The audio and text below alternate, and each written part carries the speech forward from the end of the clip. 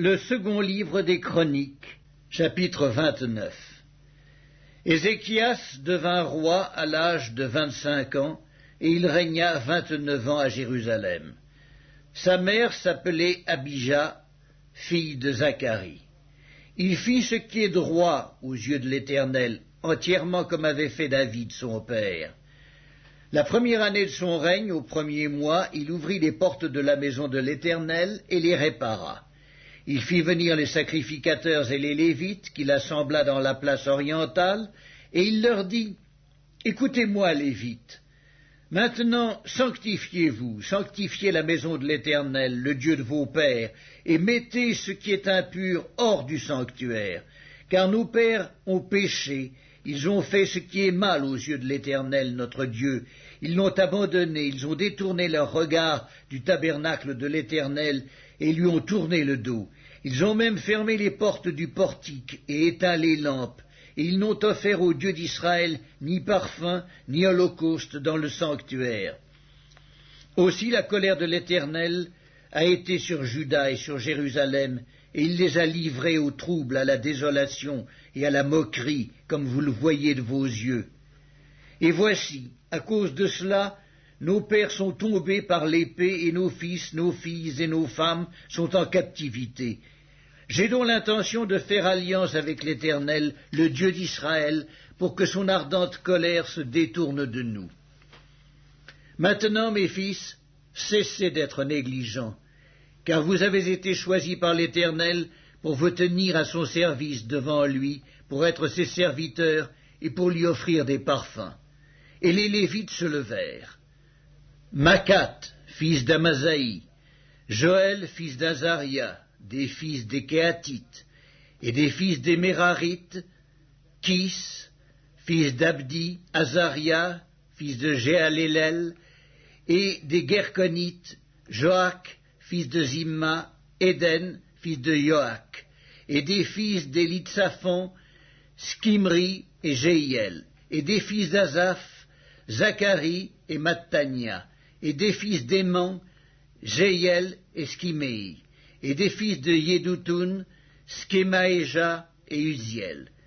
Ils réunirent leurs frères, et après s'être sanctifiés, ils vinrent pour purifier la maison de l'Éternel, selon l'ordre du roi, et d'après les paroles de l'Éternel. Les sacrificateurs entrèrent dans l'intérieur de la maison de l'Éternel pour la purifier.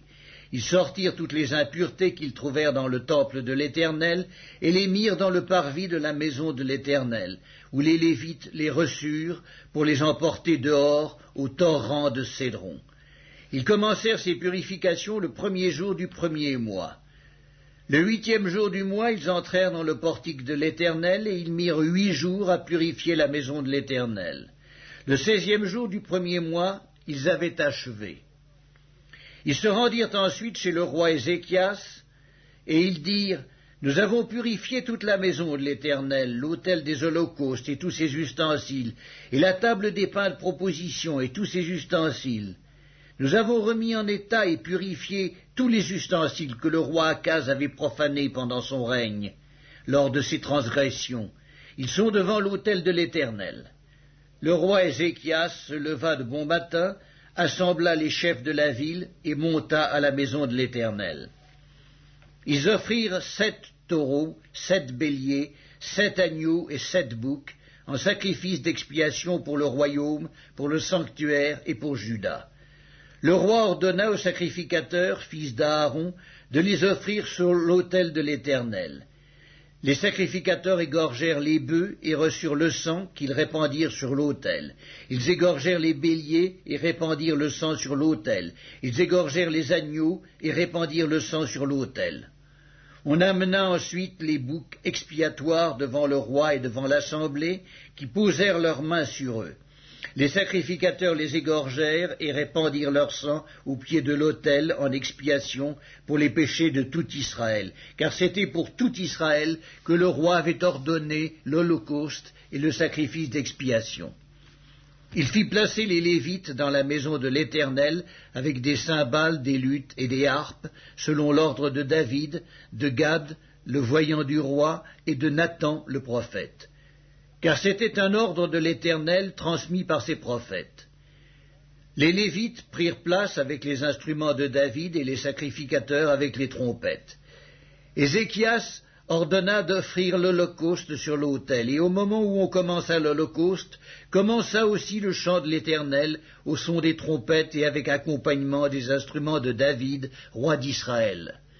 Toute l'assemblée se prosterna, et on chanta le cantique et l'on sonna des trompettes, le tout jusqu'à ce que l'holocauste fût achevé. Et quand on eut achevé d'offrir l'holocauste, le roi et tous ceux qui étaient avec lui fléchirent le genou et se prosternèrent. Puis le roi Ézéchias et les chefs dirent aux Lévites de célébrer l'Éternel avec les paroles de David et du prophète Asaph. Et ils le célébrèrent avec des transports de joie, et ils s'inclinèrent et se prosternèrent. Ézéchiel prit alors la parole et dit, « Maintenant que vous vous êtes consacrés à l'Éternel, approchez-vous, amenez des victimes et offrez des sacrifices d'action de grâce à la maison de l'Éternel. » Et l'assemblée amena des victimes et offrit des sacrifices d'action de grâce, et tous ceux dont le cœur était bien disposé offrirent des holocaustes. Le nombre des holocaustes offerts par l'assemblée fut de 70 bœufs, 100 béliers et 200 agneaux. Toutes ces victimes furent immolées en holocauste à l'Éternel, et l'on consacra encore 600 bœufs et 3000 brebis. Mais les sacrificateurs étaient en petit nombre, et ils ne purent dépouiller tous les holocaustes. Leurs frères, les Lévites, les aidèrent jusqu'à ce que l'ouvrage fût fini, et jusqu'à ce que les autres sacrificateurs se fussent sanctifiés, car les Lévites avaient eu plus à cœur de se sanctifier que les sacrificateurs. Il y avait d'ailleurs beaucoup d'holocaustes avec les graisses des sacrifices d'action de grâce et avec les libations des holocaustes. Ainsi fut rétabli le service de la maison de l'Éternel. Ézéchias et tout le peuple se réjouirent de ce que Dieu avait bien disposé le peuple, car la chose se fit subitement.